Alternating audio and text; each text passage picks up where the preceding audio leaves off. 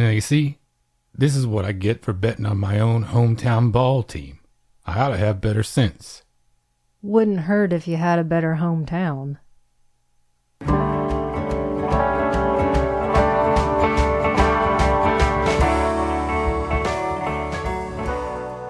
Welcome to the Magic Lantern Podcast, an ongoing informal discussion of the films we love and the things we love about them. I am Erica Long.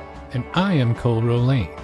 Each episode of the Magic Lantern will be devoted to one film that we alternately select, and we will discuss why it is significant to us. Just a note, whether the film is a classic or a more contemporary title, this will be an in-depth discussion that will include explicit plot details and potential spoilers. We are at episode 163, back to Cole's Choice. What are we talking about today, Podna? We are talking about The Last Picture Show from 1971, and that's directed by Peter Bogdanovich and adapted from Larry McMurtry's novel of the same name. It stars Timothy Bottoms, Jeff Bridges, Ben Johnson, Cloris Leachman, Ellen Burstyn, Eileen Brennan, Randy Quaid, Lantern favorite Clu Gulager, and Cybill Shepherd. And significantly, there is production design and costume design by Polly Platt. It is about a couple of high school seniors and best friends, one dating the prettiest girl in town and one about to embark upon an affair with the coach's wife as they begin to consider what the rest of their lives are going to be and whether those lives will take place in their dead-end town. And when I say dead-end town, I am not kidding. In stark black and white, we are introduced visually to Anarene, Texas, and this is a town that appears ready to just dry up and blow away. Now, we visit towns like this here around Austin, maybe not quite in such steady decline, but I love these towns like this. I love their physical layout. You've got the courthouse in the center and the square that the entire town's life is built around, or at least it used to be. There's frequently a movie theater, so you know we love that. It's either still in operation, or at least there's the remnants of the building you can tell from the marquee. So how much of a difference do you feel like it makes in terms of getting a handle on life in Anarene that you feel familiar with this kind of geography? Meaning me specifically. Yes. So I still feel like this is a world away from my existence, though, like you said, we've been through similar areas, and one of my relatives lives in Roswell, New Mexico, which is the home of perpetual dust storms, basically. What struck me the most, though, is that personally, me, and I'd love to hear your opinion about this as an Okie, I cannot reconcile the visual of a major dust storm with what appears to be really cold weather. Am I the only one that feels that way? It might as well be on Mars. It seems like if you see dust, it should be hot. You have clearly not spent enough time on the prairie yet, if that's the case. It's true, yeah. Well, and I think that you might also be forgiven for thinking that this takes place during the Great Depression, because it seems like the Dust Bowl never left. So the question for me is, why do people choose to live here? Before we get into that much larger question, though, I'm so glad that you mentioned Polly Platt, because she's a big deal for me. We mentioned her as a producer way back when for Say Anything, and she left an indelible mark on this film. It was her idea to take down the E in the Texaco sign. I don't know if you knew that. And you can see that in the design all the way down to the other girls who are not JC. It's this approximation of beauty and style that they're trying to achieve, but it's just so much dingier and lanker. Well, for me, when we go these places, these towns, they feel a little bit like a throwback or maybe a bit of a time capsule. It's really easy to imagine the Main Street USA culture that we just don't have as much of anymore when we are walking those sidewalks the way they are laid out just for that purpose. But I think Anarene is obviously an extreme example. We know that visually right away. It has gone beyond time capsule because that would imply that things are being maintained for posterity in some way, which is not happening here. Or that somebody's going to come along and dig it back out, and I don't think that's going to happen. Yeah, this is a ghost town, essentially. It's just that the ghosts are all still walking around. But there is one thing that does inject life uniformly into the town, and that is high school football. Let's talk a little bit about Texas high school football because it is a way of life. No exaggeration. Our two main protagonists, Sonny and Dwayne, they begin the film basically suffering the slings and arrows of virtually every citizen they encounter because of their monumentally poor performance on the gridiron the night before. Every old-timer in the cafe is literally disgusted with them. They can barely stand to look at them. And it comes up later to say that you weren't even in the backfield is about the most cutting insult that you could hurl during a lover's quarrel.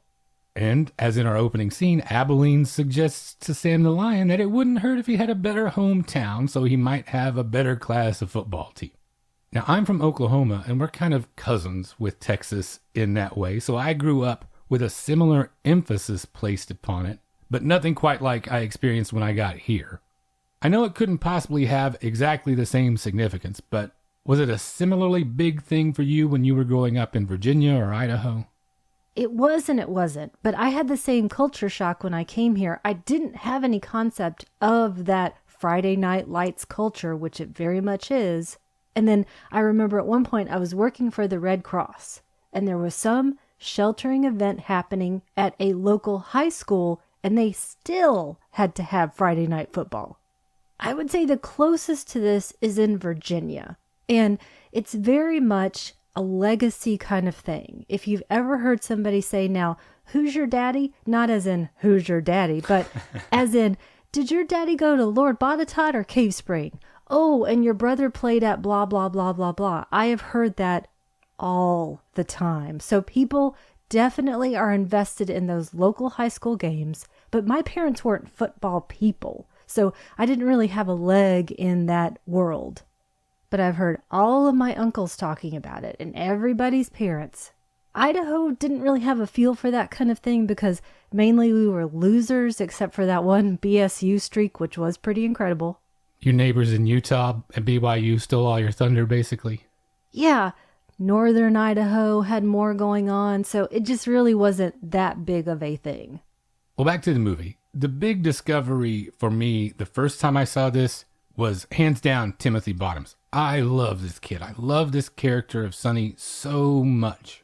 They describe it typically as being about a group of teens, but this is really Sonny's story. He's the heart and soul of the story, at least for me. Is it the same for you?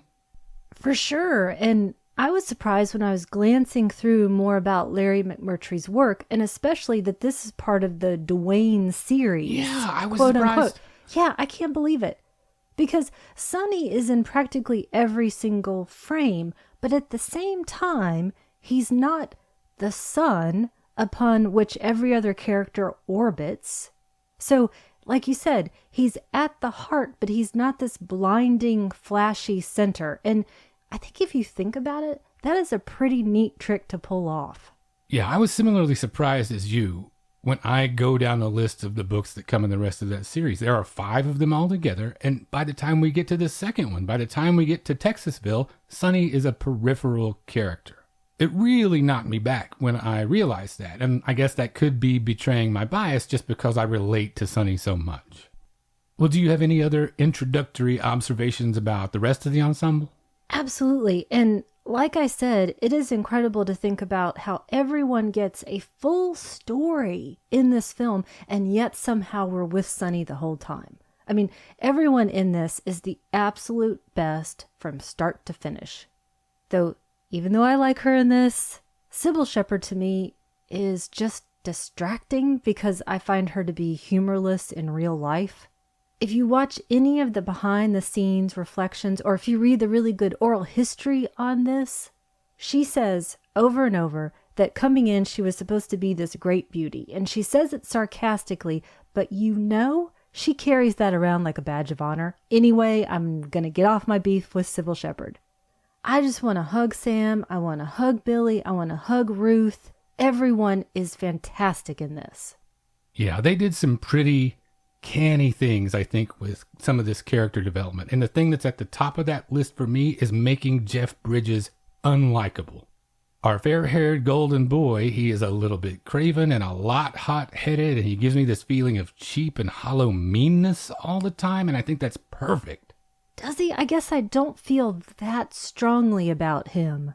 To the negative, I mean. He seems pretty human, especially when we get to some scenes much later on. Maybe you haven't grown up with enough people like this, I think. I guess maybe I'm not. seeing my cousins in here maybe a little bit.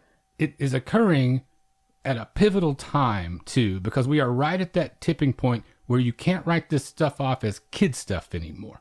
You carry this much further, and this just becomes who you are. That's a really good point, because Sam has got that great line about, I've been around trashy behavior like this, and I guess I don't think about it with Dwayne, but I must be giving him a pass too much. Maybe because it's Jeff Bridges and he's just so innately likable. He does have that cherubic face, and that's exactly why I think it's such a great thing that they make him, at least for me, a little bit dastardly. And he's such an excellent opposite number to Sonny and his sensibilities. And then Eileen Brennan, she's so underrated here with that sly look on her face all the time. Eileen Brennan is underrated in everything all the time. And I think we can both agree that Cloris Leachman is the real MVP here. She sure is. And I want to mention Ellen Burstyn, though, too.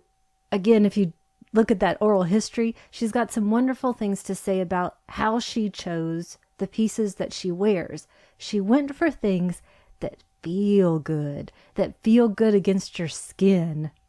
And that's all her work with Polly Platt, too. And I think that that's two consummate professionals coming together. And also, I just want you and I to make a video of me as Abilene and you as Sam so I can just stare at you and chalk my cue. Well, like I was just saying about Jeff Bridges' character, they're actually all on a threshold here. Can you imagine this feeling of being 17 and already resigned that this is going to be the rest of your life? I know that some of that is part and parcel of adolescent territory, but in this case, this is not just melodramatic, angsty teen exaggeration. It is the very real potential byproduct of growing up in one of these towns, and I speak from experience. Yeah, the town has to be at least 90% of it, because what other models do you have except people who are ancient by 40 and dead by 53, or absent like your dad? And I mean Sonny's dad, not your dad. What do you have to look forward to? And do these kids just exist to be those people that we hear talking later about the best years being so far behind them, and we look back on that and think, why? What do we have to look forward to is a great question, because even stuff that at 17 should be exciting and fun, like making out in the truck, has lost any sense of that spark. Sonny and Charlene, their encounter that we see after they leave the movie theater, it has nothing but the air of ritual about it. You do this to me, I do this to you. I put my gum in the same place on the dashboard every time. Everything and everyone, even at this young age, seems to be suspended in amber, or worse, I guess. This makes amber seem glamorous. Because I remember years ago when you went with me to Roanoke, Virginia, place that I grew up, and you talked about looking around and it seemed preserved in amber. It seemed like we were looking at it through sepia tones. To me, that was lovely and kind of romantic. That's not what this town is. Would you agree? I would agree. And we're reminded of that actually later in a scene where Sonny is now on the sidelines at a football game. They graduated the previous year, but it feels like it's been so much longer than that. And it might as well be. That's the weight that settles down on you in Anarene. To be 18 or 19 and feel like you're already in the autumn of your life, and all that's left, if you have that much left, is now a couple of decades of what seems like eternal winter. But I want to come back to something that you said you were going to get off of, but I think we have a little more to talk about. While we were watching this, you said that you wanted to ask me specific things about Cybill Shepherd. And I think you're right on the money with your assessment that you made a few minutes ago. The thing I keep coming back to with her is what motivates the humorless.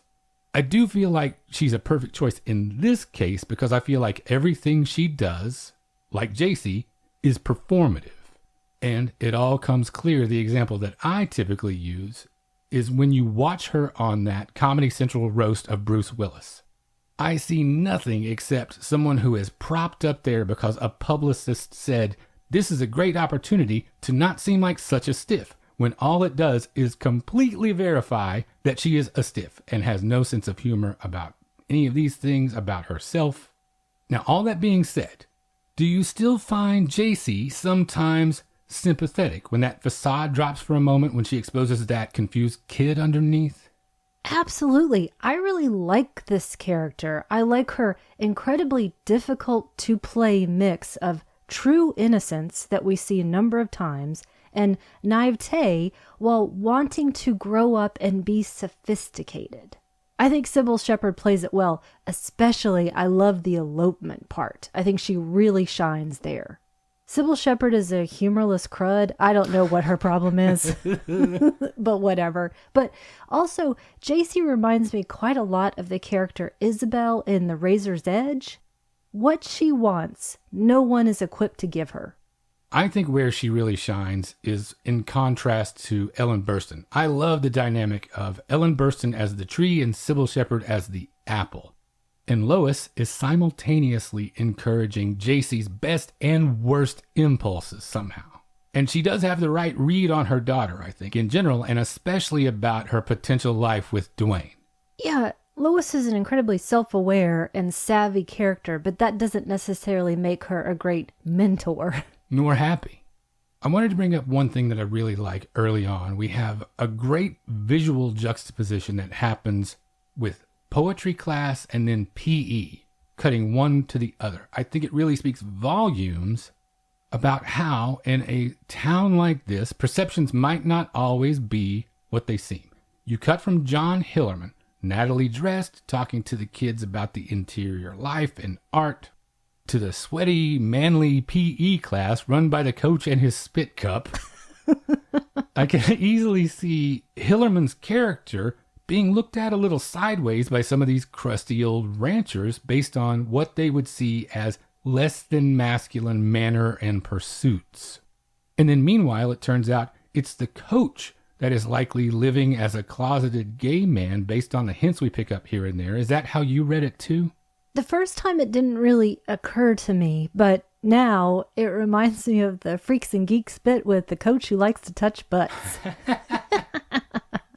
But I wonder though, when you look at all of these people, is anyone over 40 in this whole crew actually having sex with their own spouse? No, it's part of the town charter. I think it's even mentioned in the school song how that never happens. That's probably a good point. Well, the aforementioned coach, he sets it up for Sonny to drive his wife to her doctor's appointment. Did you get any sense that it was critical that the catalyst for their affair might specifically be a health issue? Was whatever the doctor said motivating in some way, either a last straw or a cumulative effect, or was it just something coincidental?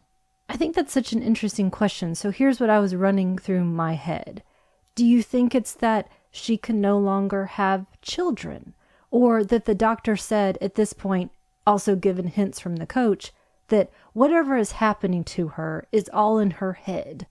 Or do you think the doctor showed some empathy to her and suggested maybe you can still have fun, you're still a woman, and so that's what motivates what happens? Because I also wonder, how do you think that Sonny knew at that moment to move toward Ruth?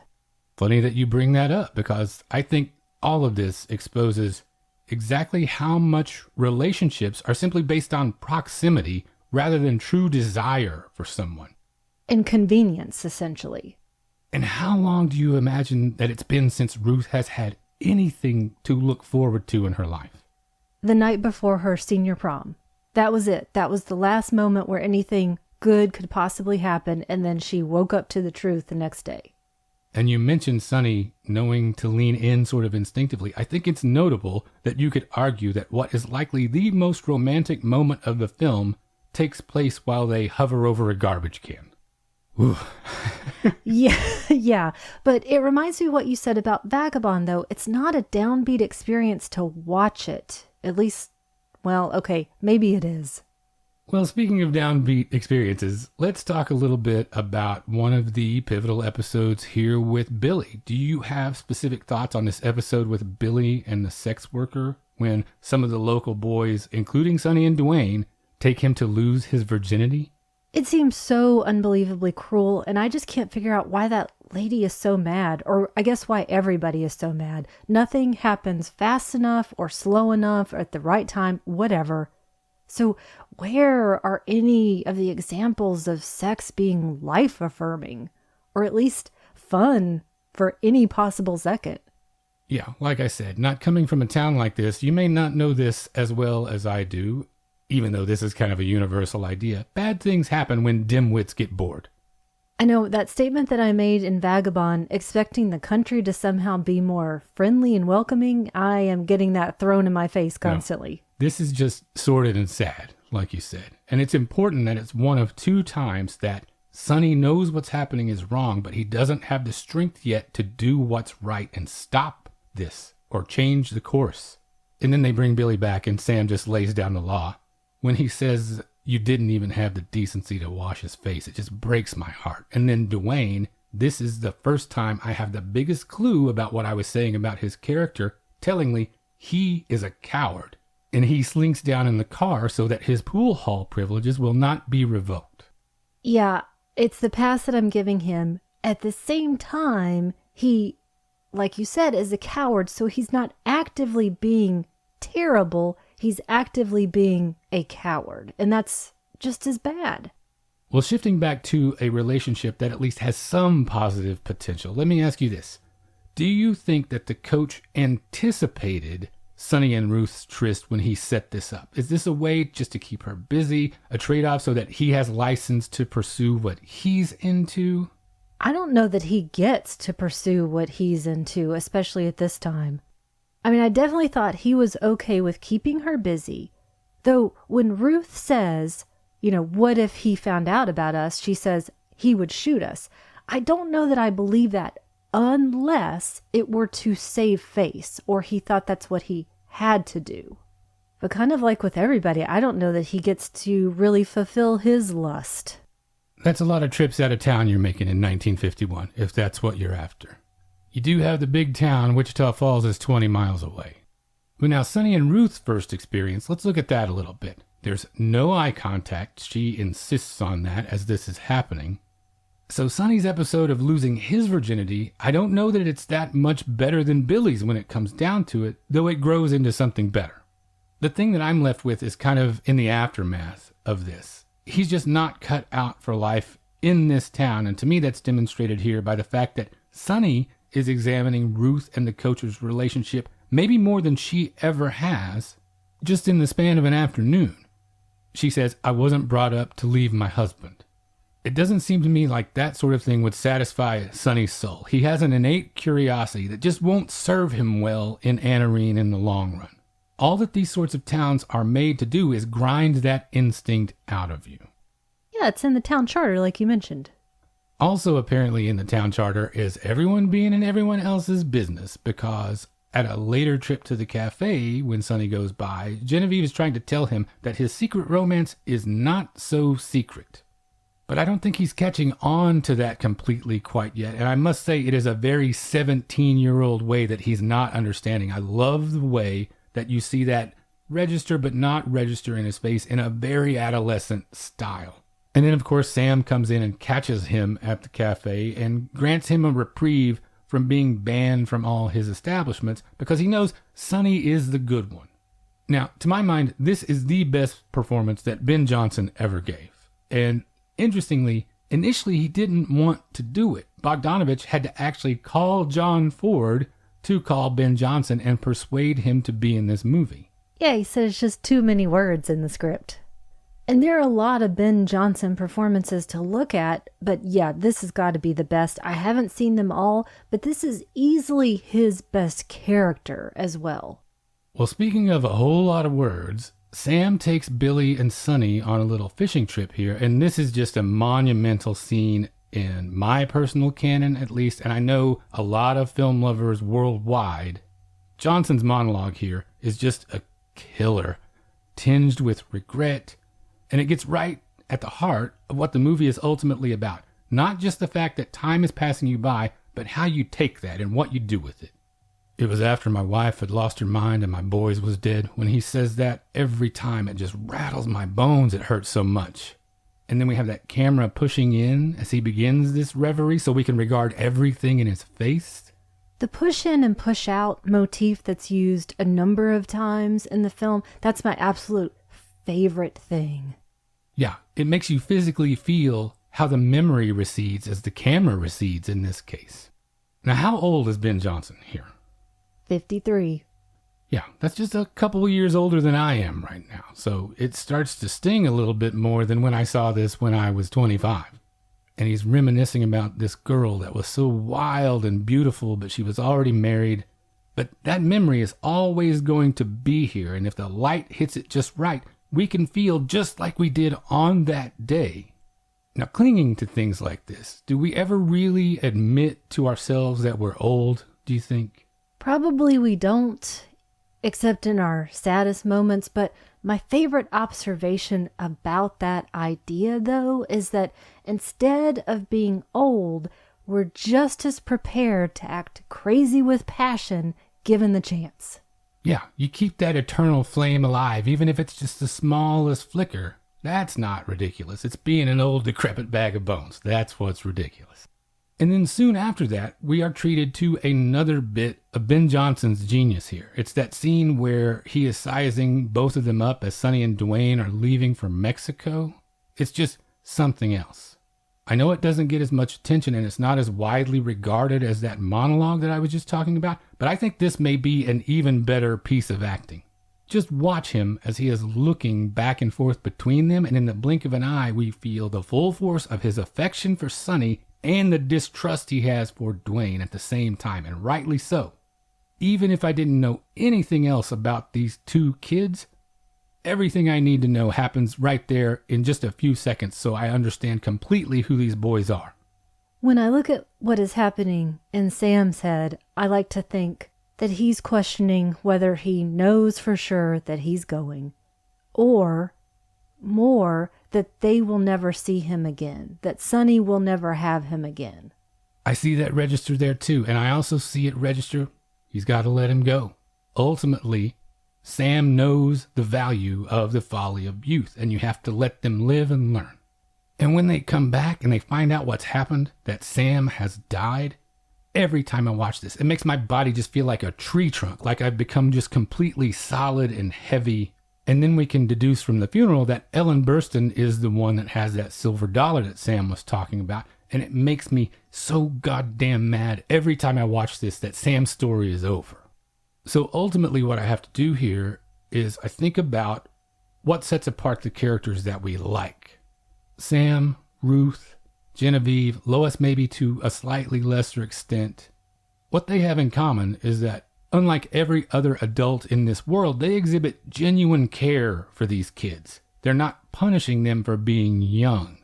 And I think that dividing line is something that we're just talking about. Maybe they're more like the kids in that they managed to keep a sliver of their dream alive somehow. And I think that we do genuinely like them, Lois included, because I think that they do care for each other. This core group that they have continued on, and there's love and affection there. There's looking out for each other. I think, though, that they do expect something of the kids, and it's probably what they should have expected of themselves. And they've got these long memories because that's all there is to have.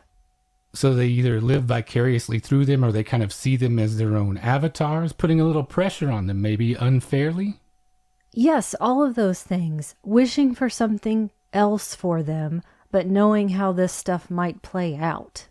Well, let's talk about the music for a little bit here. Yeah, another thing that just breaks your heart the whole time. Hank Williams is such a brilliant choice for this, I think. I always thought of him as a bit of a ghost that was just walking around. Even appearance-wise, he looks like a bit of a wraith.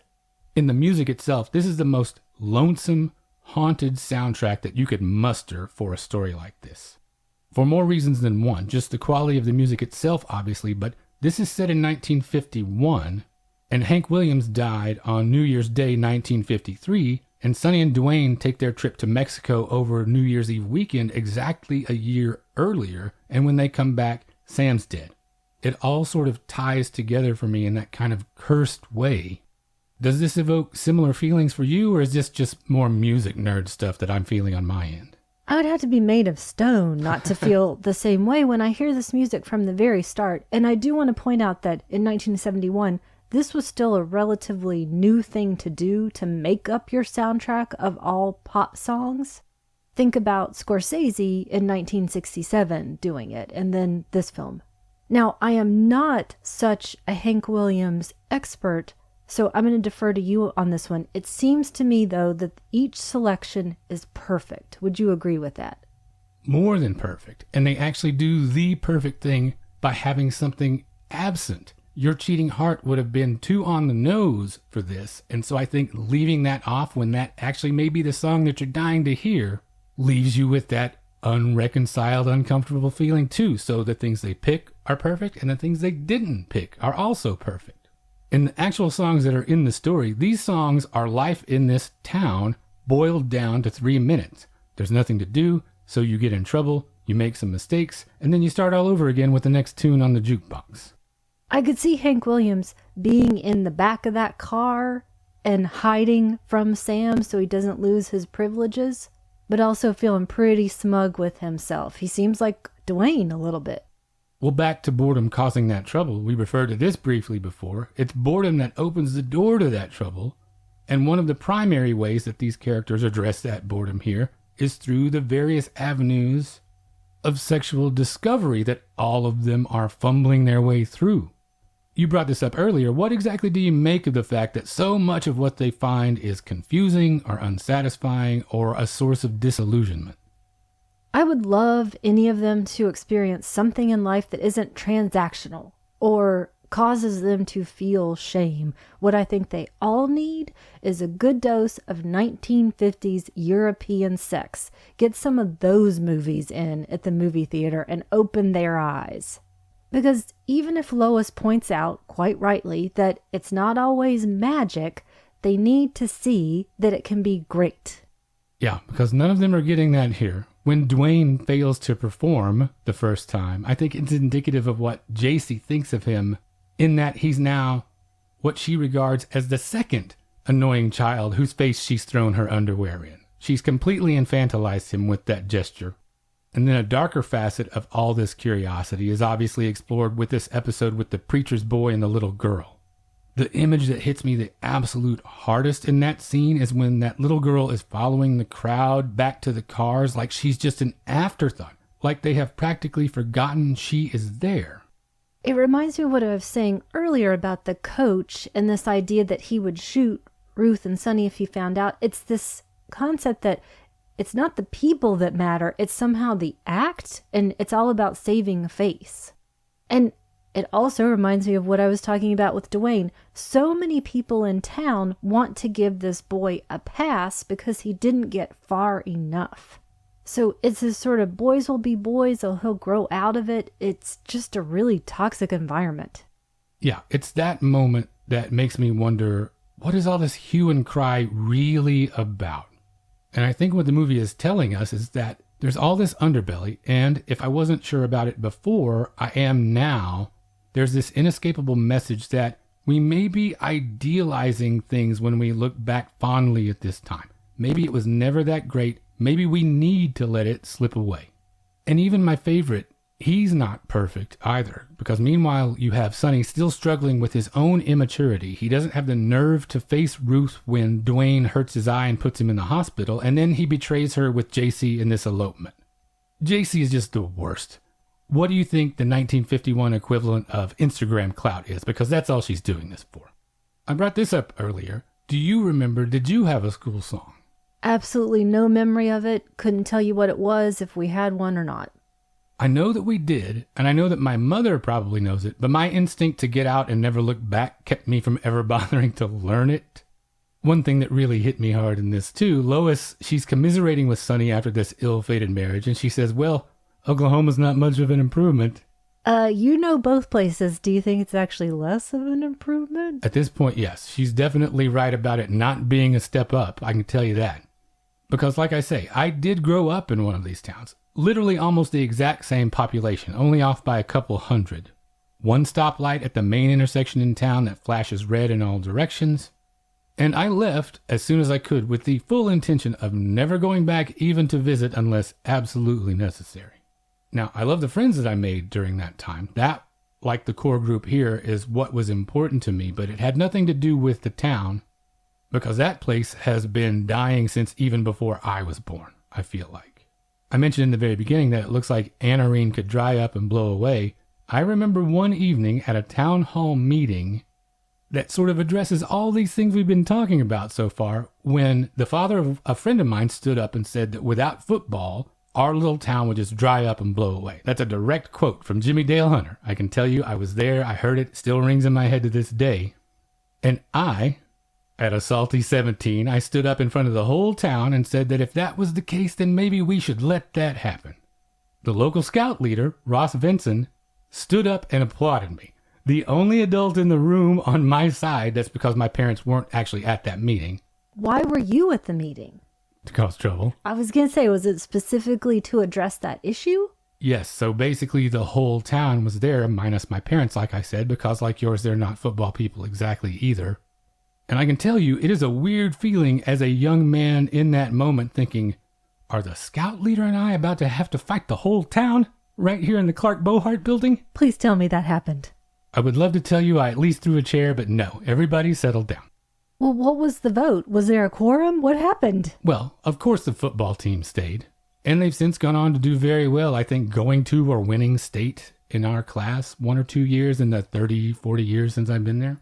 That line, winning state, that could apply to anything, anywhere, and it is so American, it almost makes me feel good and bad at the same time. Because that could be your debate team, your glee club, your football team, whatever. Funny you should mention that, because when I was watching it this time, I was feeling exactly how much it's an extremely American film. And Bogdanovich is among the most American of filmmakers, whatever you think of that designation. Obviously, Golden Age Hollywood, that houses his most deeply felt influences. And he tips that hand because when he submitted his ballot for the Sight and Sound poll in 1972, for instance, there were only 4 names on it for 10 films. Howard Hawks, John Ford, Orson Welles, and the, by then, virtually Americanized Alfred Hitchcock. And then when I think of the connection that this has to movies, it makes me aware that this idea of the vanishing West, it's not just cowboys, it also can be expanded to include Hollywood, too. The last movie they go see, Red River, it makes me aware of the contrast of how this movie portrays the West, and then that type of old-fashioned movie myth-making. And then back to the theater itself, something that I think really hits us, this idea of shuttering the movie theater. I can't imagine losing that if I live in this town in 1951. Because what else is there to do? Yeah, if I'm Sonny, this theater would have been a lifeline to me. And then the title alone of this is one of those things that captures our imagination as moviegoers. The idea of the last picture show literally touches something inside me when I think about the meaning of that phrase. And then there's a lot to be said about how this illustrates the difference between the safe darkness of the theater and then the real world waiting just outside those doors. The power that movies have. It acts as a restorative to Dwayne and Sonny's relationship here. When Sonny is looking over Charlotte's shoulder during their kiss and he's watching Liz Taylor, you talked about this in a different way when it comes to the costumes of the other girls in town, cinema being representative of the unattainable. It's got to be aspirational for them. It's the only beauty that they can look to. Yeah, it's just everything, the movie theater. It's one of those things that we share, and I think a lot of people listening do as well, this feeling that when the lights go down for 2 hours, anything is possible. I will tell you, I went to the movies last week for the first time in a year and a half. How long has it been? Longer? And when the lights went down, you could hear the happy sigh in the crowd. I am not joking. Yeah, I feel that every time I go. I can point to specific times that it's been more heightened for some reason, but I feel it at least a little bit every single time it happens. Was it when you took me to see Texas Chainsaw for one of our first dates that we didn't know was a date? That was incredibly significant. So you can see, at least for me, how once the theater shuts down, that to me is the death knell here. Every exchange that happens from here on feels like the last time any of these characters will see each other. And it just underscores for me how it seems like it's never the right time for anyone in Anarene to attempt anything. Lois makes that painful observation that it's terrible to only meet one man in your whole life that knows what you're worth. And she considers Sonny for a split second there, I think. But I think that's only because of his connection to Sam, what she sees in him that Sam sees in him. But what do you think it is that's built into this landscape or these people that makes it so that nothing nourishing or uplifting can take root in these liaisons? I truly believe that some places should not be inhabited. The land is telling you, don't stay here. And if you think about it in a larger sense, strikes never last long enough. And by strikes, I mean more like oil or mineral, striking gold. And you just have to move on. You and I both know this. Where you were born does not have to be where you die. Make your own identity. Well, we're essentially at the end here. And by the end, there's literally nothing left for Sonny. There's no reason to stay. It feels like there's no reason to keep going. But somehow still everyone entrusts everything to Sonny. So I think there's an obligation that he feels there. If he doesn't fill the void left by Sam, who will? So do you think Sonny is going to stay? I think so. He can't go into the military, which would be really the only other avenue. At best, and I mean at best, he gets on an oil gang and maybe gets to travel a little bit. That would be about it. Yeah, you know the old saying, become a tool pusher on an oil rig and see the world. Or at least Odessa. Well, actually, Texasville answers this question, as it turns out. Sonny will stay, just like Sam stayed, to take care of everyone. He'll grow into that role.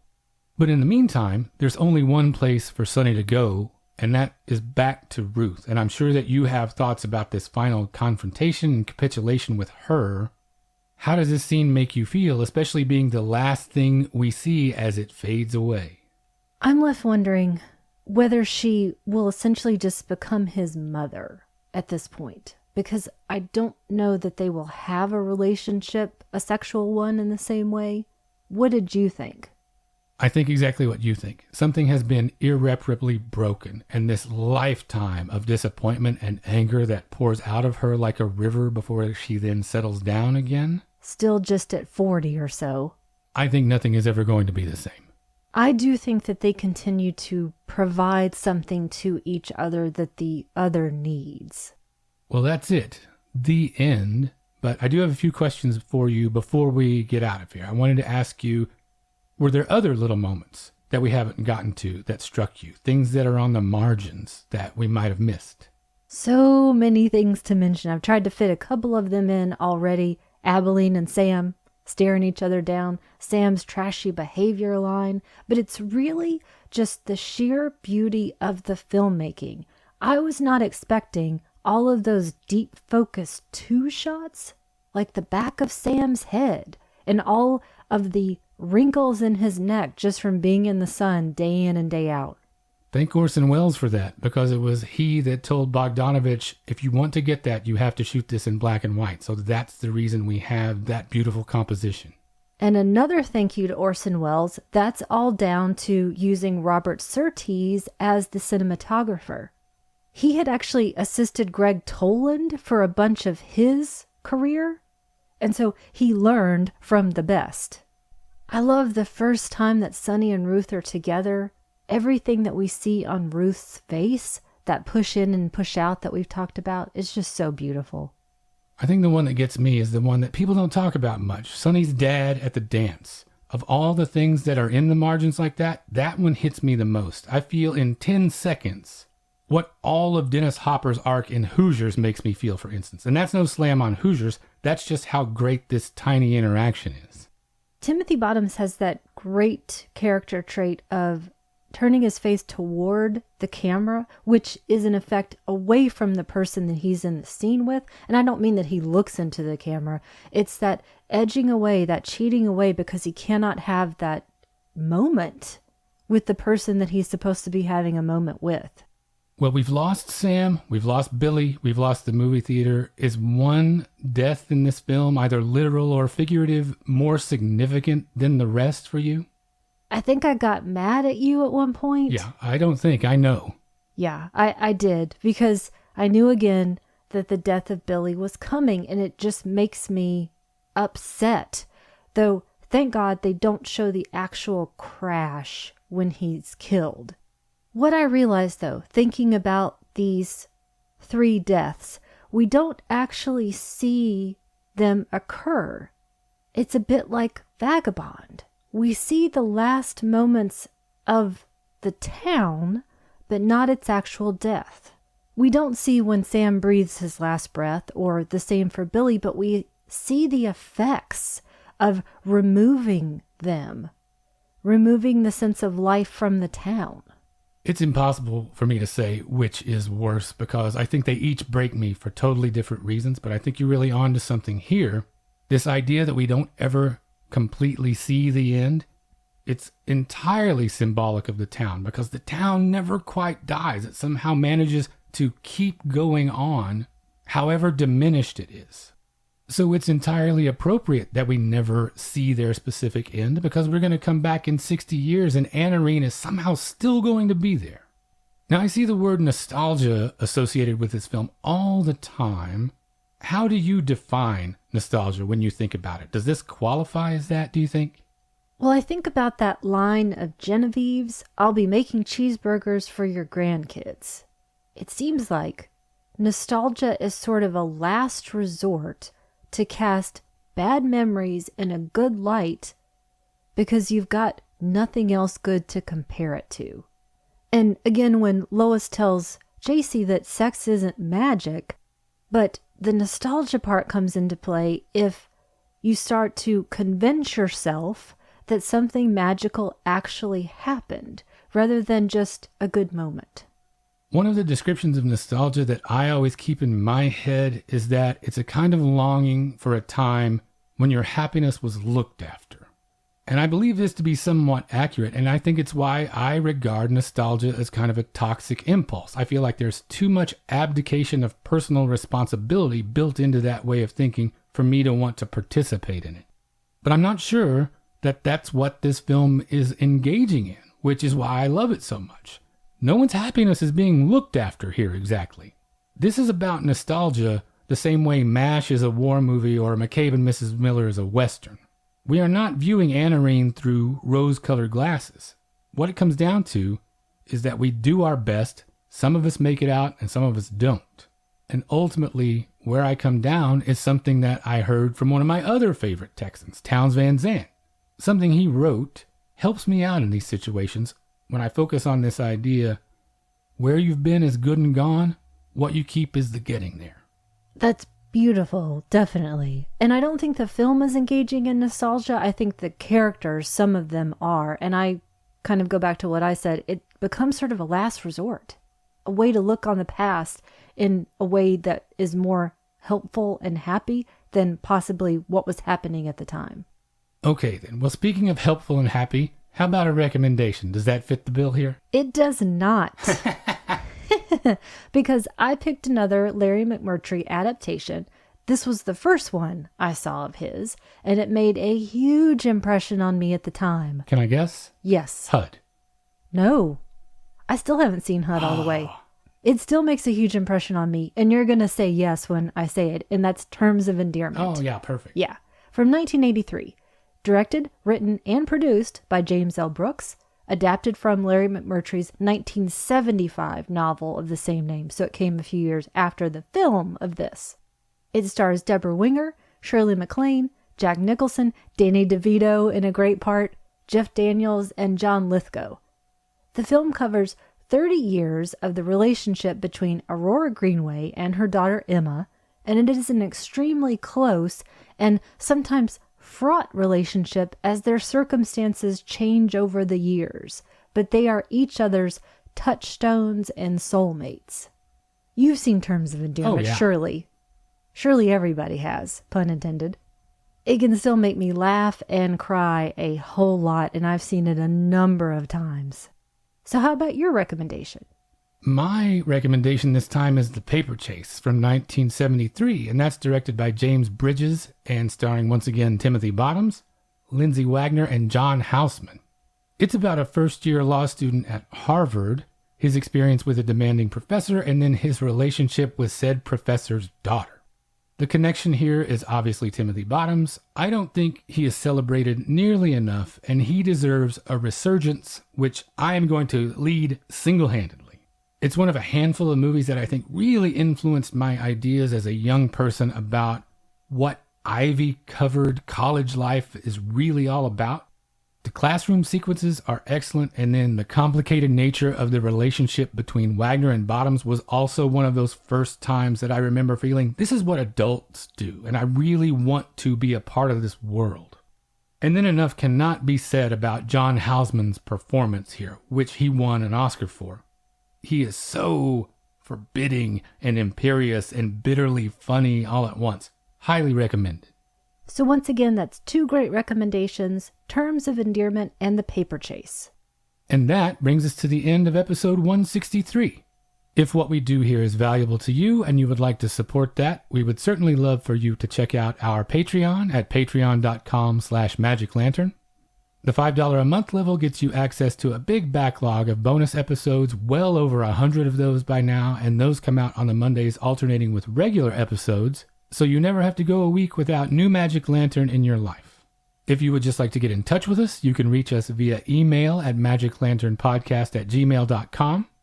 We are on Instagram, Facebook, and YouTube. Just search for Magic Lantern Podcast on any of those platforms. We are on Twitter at Lantern_cast, and I just wanted to take a second to say thanks to everyone who has shared the show or given us feedback since last time. Leanne Kubich, Terry Osterhout, Jay McIntyre, the fine gentleman at Fuds on Film, Spencer Seams and the Shoot the Piano Player podcast, and Cinema Renoir Film School. If you're sharing the show or talking about us, please make sure to tag us so we can say thanks. You can find our show at Audible, Amazon Music, Apple Podcasts, Google Podcasts, Stitcher Radio, Spotify, just about anywhere you get your podcasts, you can find us. If you'd like to leave us a rating or review via any of those services, we would certainly appreciate that. And finally, you can find all of our episodes, including supplemental material, at the website magiclanternpodcast.com. And thank you for listening to the Magic Lantern Podcast.